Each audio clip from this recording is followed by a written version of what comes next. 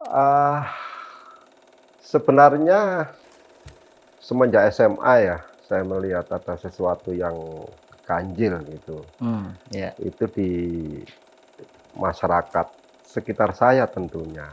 Tapi saya kan belum punya punya harus seperti apa cara cara ngelawan, cara marahnya itu. Marah dalam pengertian ngelawan gitu ya, saya Ya, nggak ya. tahu. Tapi setelah 93 masuk di kampus gitu, saya mulai tahu cara ngelawannya tentu saja.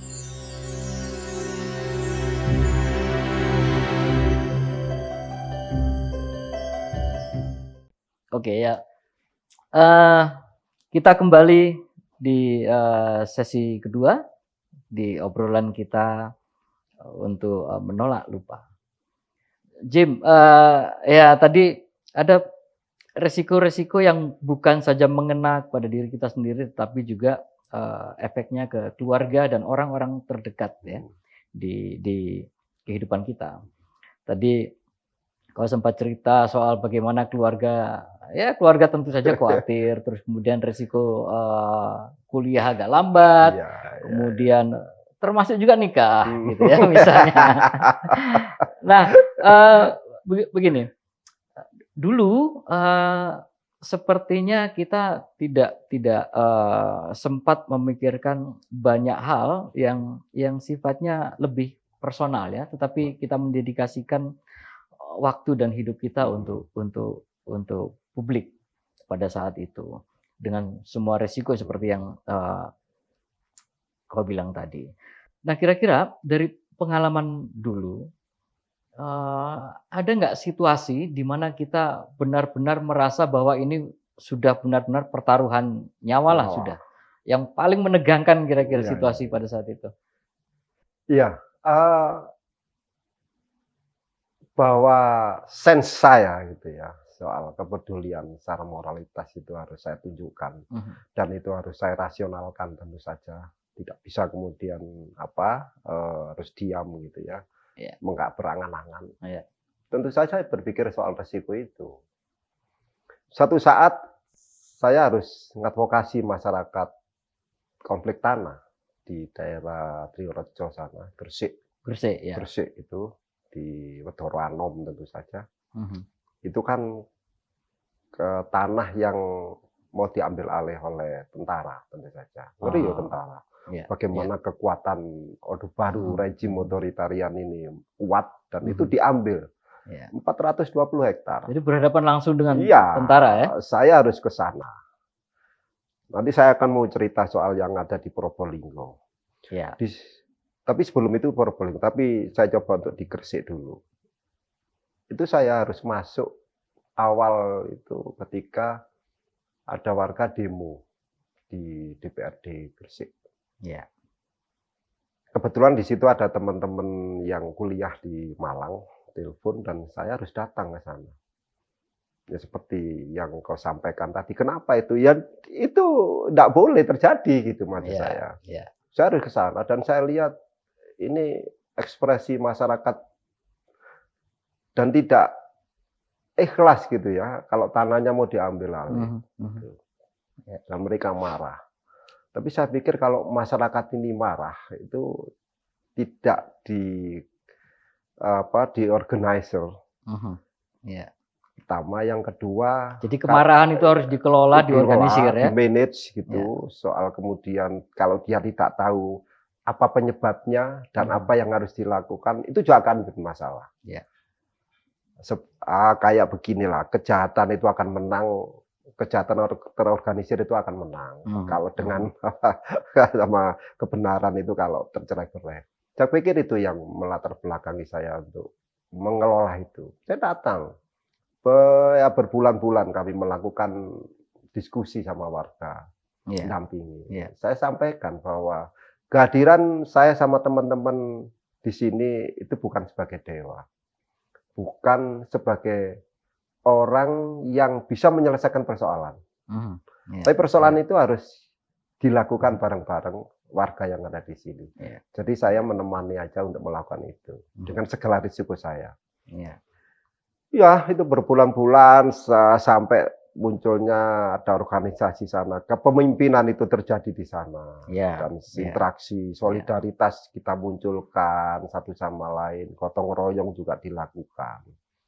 Itu kan membuat jengah mhm. para tentara untuk melakukan itu. Bahkan tentara di situ bikin latihan perang di situ.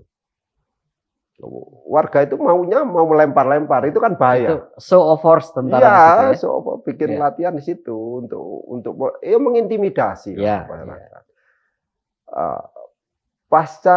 Pasca saya melakukan sekian bulan itu, warga kan tidak semakin takut dengan itu. Mhm. Saya khawatir keberanian itu salah langkah. Maka saya katakan diamin aja, nggak usah dilakukan. Iya. Saya bikin kronologi untuk saya sampaikan ke media-media. Media-media ditutup. Iya. Go. Iya. Dilarang untuk memuat Iya, itu. memuat itu, memorandum. Iya. Saya datang itu malam. Saya harus sembunyi-sembunyi untuk menyampaikan itu. Saya merinding loh. Satu saat ada demo besar memang. Warga kumpul, inisiatifnya untuk melakukan demo Iya. di mana, di DPR, di kantor gubernuran sama DPRD Jatim. Demo. Pasca demo, bayangkan pada saat itu tidak ada yang berani warga melakukan demonstrasi jalan, Mhm. dan Iya. warga itu melakukan dari situ, dari kantor gubernuran Tugu Pahlawan itu sampai Balai Pemuda dan berjalan. Tidak ada satupun toko yang tutup, tidak ada satupun warga itu menjamah. Berapa masa waktu itu? Ada Yang sekitar 500. Oh, oke. Dan lumayan banyak itu. lumayan banyak. Truk itu berapa truk gitu kumpul itu datang ke sana, dan memang ada situasi biasa, ada kerumunan massa itu pasti ada sesuatu yang masuk menyusupi. Tapi saya sama teman-teman untuk melihat itu, menjaga itu, jangan sampai itu terjadi sesuatu yang merugikan warga. Jalan itu dan ditonton, dianggap itu sebagai karnaval. Dan kita teriak-teriak untuk itu kan. Karena kita belum akrab dengan situasi bayangin, demo saat itu. Ya. Orang teriak-teriak untuk menuntut haknya di tengah jalan, warga melihat kaget semua. 500 orang, ya hampir segitulah. Itu datang sampai ke Balai Pemuda, kita kumpul, dan mereka setelah itu untuk sepakat pulang. Ya, sekitar jam 5 pulang. Udah pulang. Pasca itu saya ke sana. Itu sudah dijaga malamnya. Bayang nggak bisa keluar. Udah dikepung lah ya. Udah dikepung. Nggak bisa keluar, untuk keluar ke itu lokasi nggak bisa di Rejo. Ada yang jalan yang menuju ke Krian itu nggak bisa. Kan Gresik gila. Diblokir semua. Diblokir, ada tentara, ada intel dan sebagainya. Untung ada warga yang menunjukkan jalan tikus. Oh iya. Dan itu ada motor yang bisa bisa dituntun. Saya sama teman AWS juga, Ali itu, jalan. Loh, itu kok terus mati sepeda motornya, itu rantingnya putus. Astagfirullahaladzim, ini gimana itu kalau, bayangin tuh kalau tentara tahu mereka yang jaga tidak boleh keluar, dan dia akan mencari siapa yang melakukan itu, siapa yang bisa mengumpulkan. Nggak mungkin warga itu akan mengumpulkan, berkumpul gitu. Dicari. Inisiatornya pasti. Iya.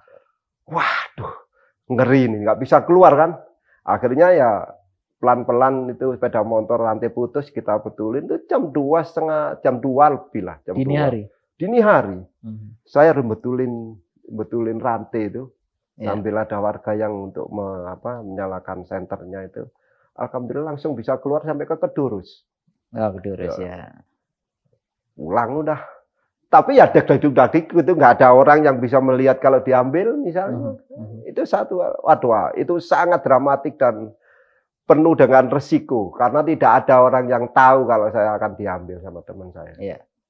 Nah kan yang kita hadapi adalah militer saat itu. Apa respon mereka dengan aksi itu? Ya mereka tidak suka dengan itu. Mereka tidak suka karena itu akan mengganggu otoritas dia. Iya. Akan mengganggu, dan masyarakat tentu saja itu sebagai upaya untuk mempersuasi masyarakat yang lainnya. Dan itu kalau tidak dihentikan, itu akan semakin luas. Bisa menjadi presiden. Iya, presiden bagi dia, dan itu akan meluas perlawanan itu. Iya.